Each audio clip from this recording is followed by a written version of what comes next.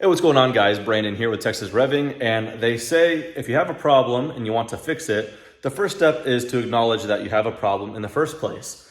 Many have told me I have a problem based off what I've just done, and if that is a problem, I don't want to fix it, so I have no problem. Guys, I just got a 2020 GT350R, and I want to walk you guys through it because I am quite excited about it and the future plans and all that good stuff. And hopefully it's not too much of a surprise that the 2017 GT350, the one that started the addiction and everything, is still here. And in fact, the 2014 GT500 is still here as well in a different garage. So nothing's going, just a quick addition. And if you guys have seen videos, particularly the videos on this, the 2017 GT350, I made like a buyer's guide on it. And I don't expect everyone to remember everything I said in a video from a couple years ago, but I did mention that I would love to, at some point in time, have a GT350R alongside this car. And as the years went on, that developed to not just any R, but probably a last year model of the R. So the first year of the 350s, and that includes the 350R, was in 2015, and we never really knew what it would go to until they finally announced that it's getting discontinued, and that was in 2020. So 2020 is the last year.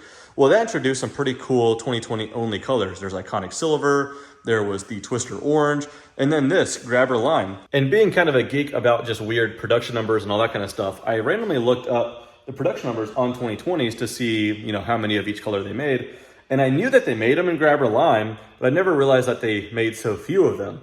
Same with twister orange. I think twister orange is even more rare. But green is my favorite color. Not necessarily this particular shade of green, but I just like green in general. And you would think as I get older, I kind of want more subdued specs of cars, but it's actually kind of the opposite. Now that it's more so of a collection and you kind of pick and choose for an occasion, this thing, bright green, I think is pretty cool.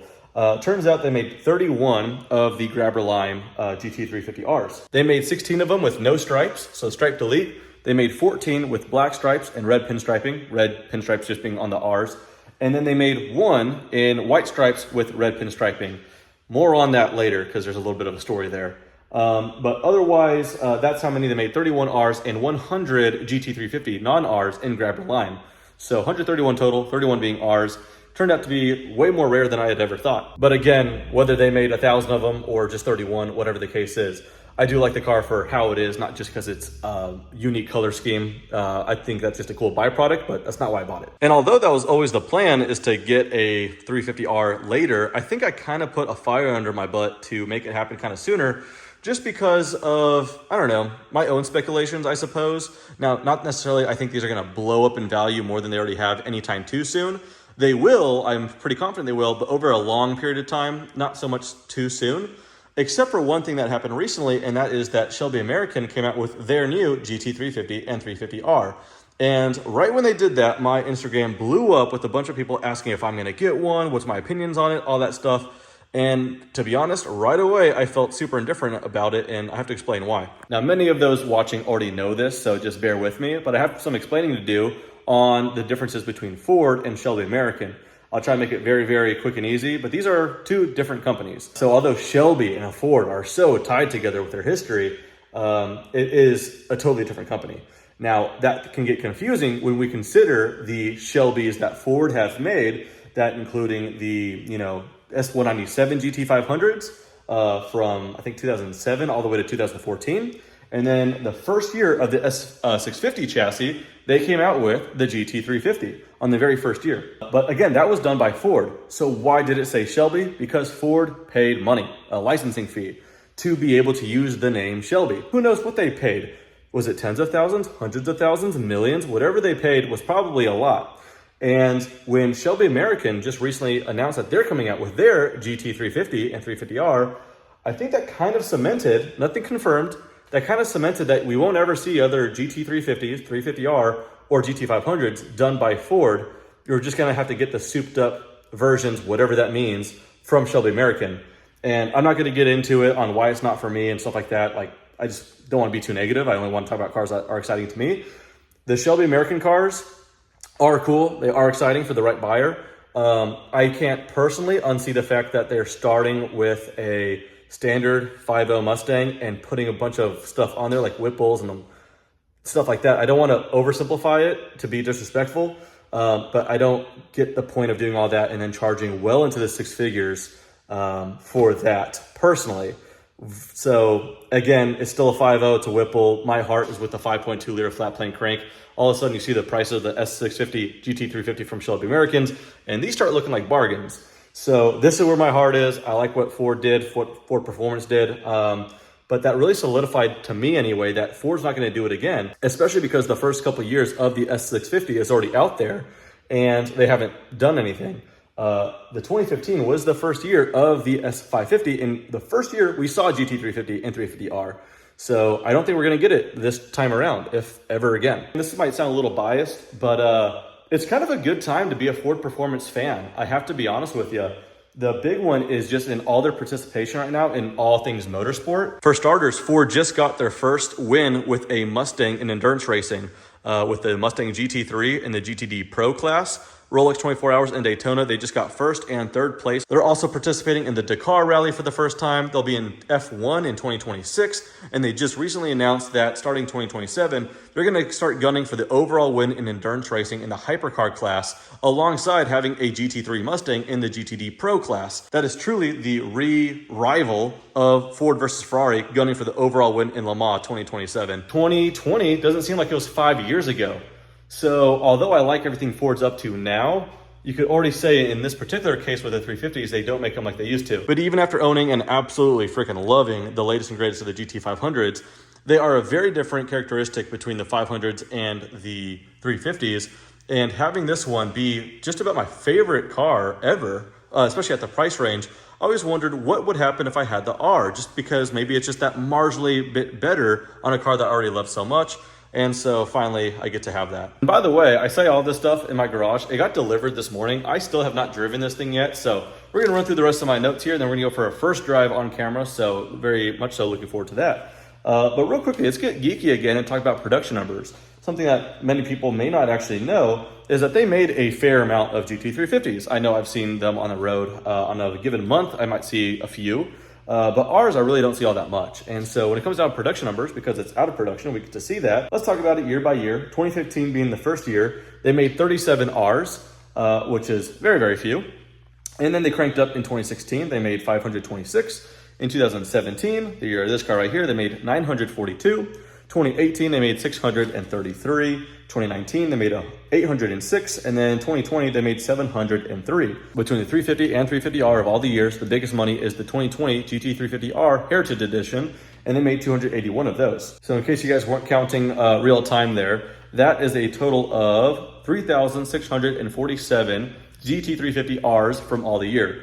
Again, if you guys are not too familiar with the differences between 350 and 350R, I have made a video, admittedly not really a good one, years and years back. I will make another one now that I have the subject to do so. But interestingly, yeah, that's 391 less cars than the 2005-2006 Ford GT combined, that being 4,000 and some odd cars there. Now, yes, that doesn't make this a better car than a Ford GT. I'm just saying that because that's a car that I want to obtain in the not too distant future. And so I'm just kind of like putting it up against that. I didn't realize that there was less 350Rs made than all 05-06 Ford GTs.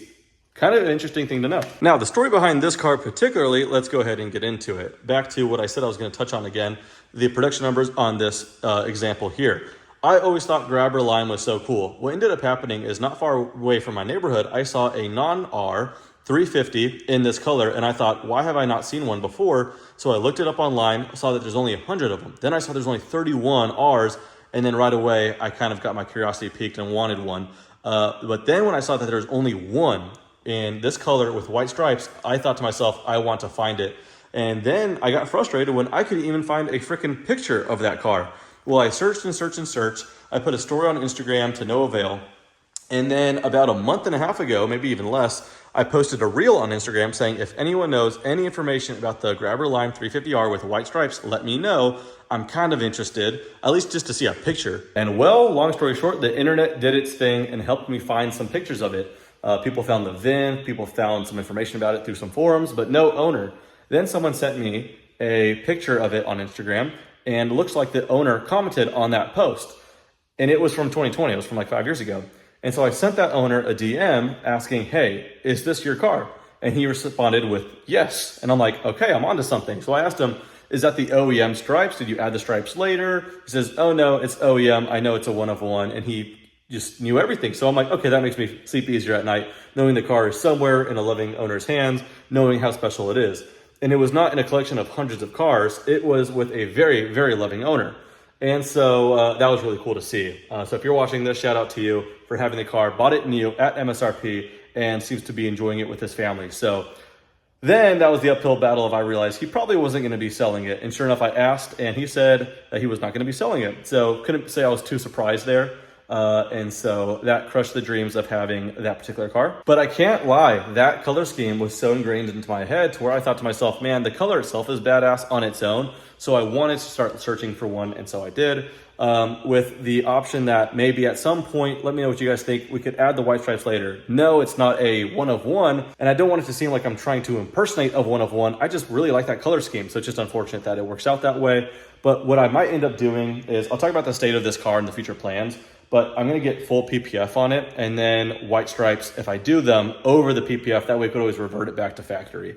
But man, aesthetically, I just love that colorway, and I really want to do it. So I might still do it. I did order the stripes. It's just a matter of, will we put them on? So we'll see. All right, so I think I talked about this car and why I bought it on a broad sense, but now that the car is here, let's go ahead and get into it. Now, I don't really fake emotion on this channel. I know a lot of people do delivery day and they get all excited and pretend the world's all great. There's some things with this car that I wasn't too thrilled about. And this being a YouTube channel where I like to just document my ownership experiences and all that kind of stuff, we'll go ahead and run through it and kind of give you guys, I don't know, keep you guys up to speed on resolutions and all that kind of stuff. But ultimately, the car is going to stay here. It's not getting returned, nothing like that. So let's go ahead and get into it. I bought this car from a dealership called Kearns Motor something. You know what? It's actually on the license plate here. Kearns Motor Car in Johnson Creek, Wisconsin. Got it from them, saw it listed on Auto Trader, and kind of followed back to the website. So buying a car of this value from that far away is definitely, you know, unnerving without, you know, getting a PPI and going and inspecting it yourself, all that kind of stuff, admittedly, yes. But I was in communication with someone there. I won't out anyone's name. Ultimately, everyone I talked to is nice, but I was told the car was in perfect shape, perfect shape. So, and also with the odometer readout, it's got less than 2,900 miles as of right now. So I was under the impression that it was in perfect shape. It's got front PPF, the entire front of it, everything. But there's a couple things that I had found out. So working through it now, but I'll point you guys through all the imperfections just to kind of keep you guys posted. First one is, like I said, it has PPF, which is definitely fantastic, but I didn't know if the PPF was put on from new or somewhat recently, but unfortunately it was probably somewhat recently, because you guys could probably already see that lighting there. There's a bit of a scratch going here, but the worst one being right here. I'll try to zoom in. And you can't feel that at all because that is under the paint protection film. So why they just wrapped it like that without addressing that first, not a big fan of that. To where I'm pretty sure we're gonna actually just remove all the front PPF just because there's some chips and imperfections, and the way they wrapped it, I'm just not a big fan of. There's all these gaps and lines that got really, really dirty. So all that's gonna have to get undone, especially because of this right here. So I have some touch-up paint coming in, and then we're gonna get new PPF over that, and while we're at it, we're just gonna put full PPF on the entire thing. Here is one that I am not too happy about, but as I'm making this video right now, in real time, I'm not really prepping much. We do have a resolution in the works, but not concrete just yet. These are carbon fiber wheels. Although painted gloss black, they are carbon fiber wheels. They are not cheap. If you got them from Ford, which I believe they're not available anymore, it's between $6,000 and $7,000 per wheel. If you go on eBay, usually you can find a set of good condition wheels for right around at least $10,000 for the set, which is pretty good value for carbon fiber wheels, to be honest. All right, where I'm getting at though is I asked exclusively if these wheels were in good condition, and they said yes. And it might have been the transport though, we're still working through it, but there is a couple of these blemishes and scuffs. Doesn't look like a curb, because a curb would have totally cleaned that up. But how do I get that? There we go. Yeah, not fantastic. Definitely can feel that. And it's just on the top there. There's a slight dent up right there. Why is that dented as opposed to perfectly circular? There's a slight dent up in that exhaust, which I don't know how that happens because it's like shielded by everything around here. So kind of interesting. And for some reason, the battery cover is not in here. And the two rivets, I did find them. One was in the trunk, one was just here. Don't know why. But usually these have a battery cover. I'll show you what it looks like in that car through a picture. And someone at some point removed it, probably just to make accessing the battery easier, just for keeping it, you know, on a maintainer. No, it is a 2020 with 2,700 miles, so it was definitely on a maintainer for a while. So probably someone did that for ease. but never put it back on there. From what I'm seeing, those are about 110 bucks, so I might just have to snag another one. But nonetheless, there's a couple things that didn't make me feel so great, and so I'll keep you guys posted. We're in the communications with Kern's Motor Cars right now to try to get some of this resolved, so I will most certainly keep you guys posted. And if I have to interrupt my video, you know something happened. So real quickly, I do want to interrupt this video because this was shot on Friday, and I'm shooting this part of the video on Monday. So some things that happened over the weekend. What you're seeing in this video is before I even got my first drive with the car. I was kind of still walking through it, finding some cosmetic flaws more than anything that I wasn't disclosed on, and so I wasn't terribly happy, so I wanted to settle something with Kern's, the dealership. Well, I just want to make this long story very short. It got to the point when I drove the car, and I will keep that in this video. You'll see that in just a little bit here. My first impression for the drive was not so fantastic. The main reason being that the alignment was off, and that's where I got spooked and went, what the heck is going on? I don't know if I'm going to want this car anymore. I got kind of sad thinking about that. But credit to Kern's, although I wish they were better with their disclosure, credit to them. They actually offered to take the car back, pay for transport, and give me exactly what I paid for the car. So to give you the long story short on all this, what ended up happening is the transport company took ownership for the wheel damage, and I think the wheel damage and alignment are related. I would be surprised if the transport people were putting the car into their very tight trailer with big wooden blocks on either side, accidentally steered into one of the wood blocks, which caused the alignment to get out of whack and rub on that wheel a little bit. And so as of right now, that company already sent me some money to make that right. And then the other stuff that I'm still kind of going through here that I wish I got disclosed from Kern's, we settled on something as well. If you guys want to know what that is, stick around to the end of the video if you guys want to know all the numbers on everything. And you guys can have your opinions on that. But I did want to interrupt this video just to not bash the dealership. They did offer to buy it back, but obviously I was kind of committed to wanting to keep the car and make it work as best we could. And we did find that resolution. So I'll give you guys a more polished update at the very end of this video, but had to interrupt it a little bit. All right, and on a more positive note, let's talk about future plans with the car here. Let's go ahead and open it up real quickly to show you guys that unfortunately, the original owner did not option in an option I would have really liked, and that is the carbon fiber dash. I'll go ahead and sit on in here real quickly. This dash here almost looks like carbon from far away. It's not bad looking by any means, but glossy carbon was really, really cool. And it was a $500 option, which everyone should have done because now those panels from Ford are like $3,000. And it does look really, really cool, but this doesn't look bad at all either. So I guess it doesn't actually bother me all that much, but I might look into getting one, whether it's a $3,000 one from Ford or if it's like a few $100s and it's the, you know, one that you put on top of it and it's not from Ford, but it looks really good. That's actually what I did to my 350 and it looks really good. So I might do that. Again, let's just pretend that's not here right now. The wheels are cool and gloss black. It's interrupted by these chrome and polished lug nuts. So I got some Ford Performance lug nuts that are black, and so that'll look really, really good. Just like on the GT350, I've got some oil separators, both the driver and passenger side, although that's a little redundant. You don't actually need both. But I did the same thing for this. So I got the oil separators, just a matter of installing them. And then exhaust valve simulators. So the exhaust valves where they open and close right when you start it up in any mode, it still will be closed. So you have to put it in sport mode or sport exhaust mode. Opens it back up, and even when it's in track mode and it's open and everything, when you go to 6th gear, it closes. I got sick of that, and so I got exhaust valve simulators from Grimspeed. So it takes 2 of them for either side, and that way the exhaust valves just stay open. And like I mentioned, we're going to take off this PPF because I don't like the way it was done, plus there's things to address. Full PPF, ceramic coating, and then possibly white stripes just to add to the stripe collection going on here. I say all this, I'm still excited about the car, but I haven't even drove it yet, so hopefully it drives straight and there's no surprises there, but we're going to throw a GoPro in the car just in case. So let's get some first impressions. Right away, it's interesting being a car that should be so familiar because I've had a 2017 350 since new. And, you know, some things maybe changed from 17 to 20 that they don't even disclose, like the manufacturer. And so it's interesting going into this thing. Feels familiar, but already quite a bit different.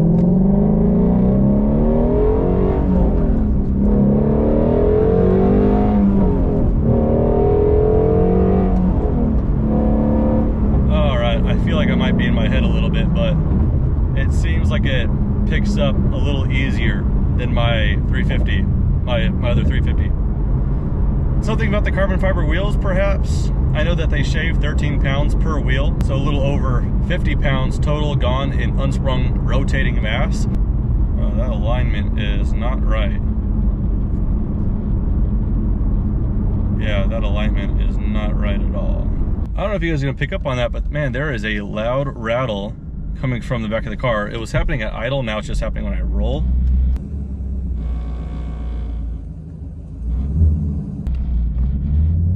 What the hell is that? Not a great sound. A little unnerving to know that the alignment's not right either. The thing is pretty crooked. Huh. That rattle, I mean, I've got my 2017 GT350 with close to 20,000 miles on it. Never heard that rattle before, and also I've never needed a realignment. And this thing, I'll take a picture next time I get on the road. It is a decent amount off.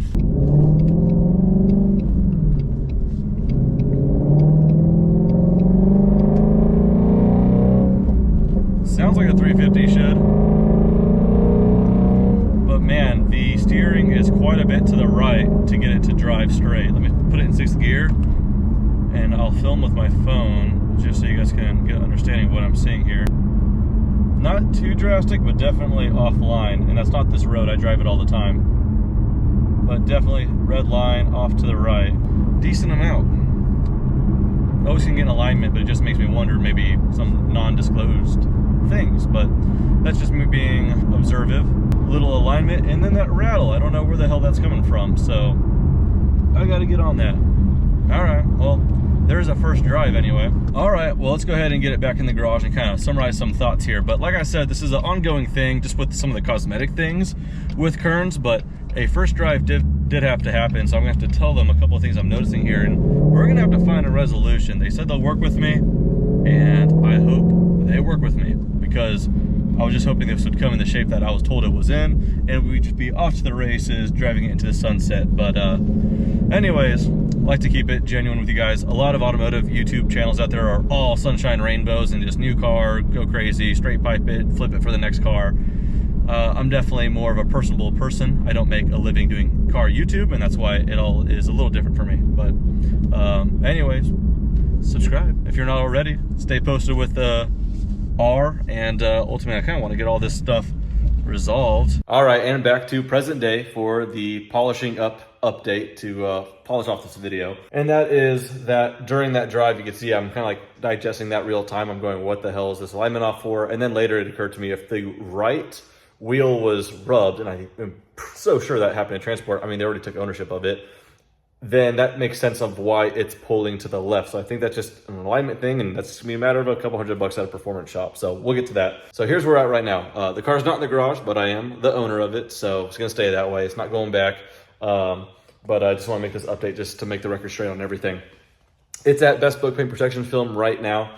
It was gonna go there anyway just to get the remaining film, but turns out we're gonna have to peel off all the front PPF just because there's so many flaws under the PPF, and the PPF was just not installed in a great manner. Best Book's definitely better at that.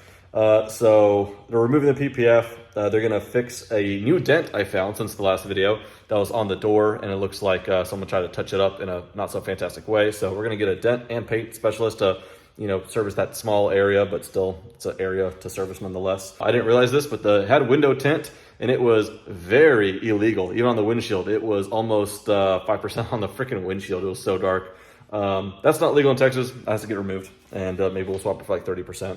While it's there though, they'll do some other fun stuff. We're gonna do the full PPF, ceramic coating, all that stuff. Maybe we'll add stripes. I'm not decided on that just yet. Put the black lug nuts on, stuff like that, small things. Once I get it back from there, it should be aesthetically fantastic. I'm very picky with these things. It should be up to my standards. It's all good. But right away, it's gonna have to go to a performance shop. I haven't talked to them yet, but I'll probably go to HD Motorsports in like Cedar Park, Leander area.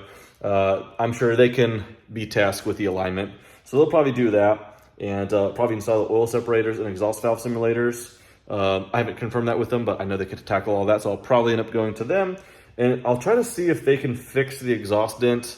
I know they're not a body shop, it's a performance shop, but if they have a quick tool to do it, great. If not, maybe I'll just live with that. And then lastly, the last stop will be going to the Ford dealership. We'll just get an oil change. I'll have to transfer the warranty. Thankfully, this car still has 14 months and like 57,000 miles on its original warranty for engine and transmission. I only got one key, so I already bought a spare online and have to get that programmed and cut. I got to get a battery cover as well. Not necessarily at the Ford dealership, I can just get that now. And then so far, the rattling inside is actually kind of hit or miss, and we actually solved that mystery. It was coming from the headliner in between the seats of where the rear seats would go. And if you just press up on it, it stops. And so we've been pressing up kind of firm on it, and it's happening a lot less. It happens every now and then. It's like a temperature and RPM sensitive thing. Hasn't happened in the last drive, but if it continues, maybe it's just going to be a quick fix at the Ford dealership. Hopefully quick, but maybe it just stops. That'd be nice. So that's the laundry list of things to do. Now, if you guys are still here and you guys want to know the financial side of things, this car is not exactly cheap, but I do think it's undervalued in the market in general, so I wanted to buy it, and so I did. But to do that, especially with all the commitments I have going on with like the GTD and stuff, I had to buy it for a price that made sense to me.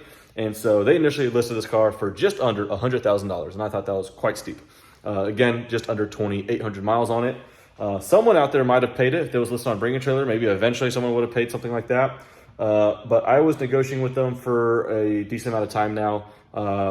I kept coming up, they kept coming down. Eventually we met at $86,000 shipped to me as well. Admittedly, not by the best shippers, but hey, $86,000 shipped. And that was that. That was my highest, and that was their lowest, and that's where we met. After going through the car and seeing that was going to cost some money to get it to the standard of where I thought I was buying the car and the condition I was buying it in, we definitely got a settlement. So just to lay it out there, the transport company owned up, and they had sent me $3,000. And then obviously to correct everything else cosmetically is going to be more than this settled price, but hey, it's something. Kearns was nice enough, once again, to offer to buy the car back. So can't forget that. But then they are sending me an additional $2,000. So I'm getting $5,000 back ultimately between the two. Which I try to play it around in my head saying, well, it's like I bought the car for $81,000, but with a couple unpleasant surprises that I'm going to have to get addressed. And so that's where I'm at right now. So I'm about to put some good money into it to not only get it to where I thought it's going to be, but even better and get all the PPF and all that kind of stuff. And so when it's all said and done, it'll be really, really nice. And I'll still be in it for the low 90s after all this and after taxes, which is the big one in Texas, 6.25%. So that's around the range that I was budgeting for. Now, ultimately, that's where I'm probably going to land. If you guys think I'm a bozo for paying that, then feel free. It'll be exciting when it's back for sure. And so stay tuned on Instagram and all that stuff. I'll be posting some more updates because I'll be bugging the guys at Bespoke, to get some footage and updates and stuff like that. So before too long, the car will be back in perfect condition, and we'll get some fun content going. But that does it. Thanks so much for watching. See you guys next time.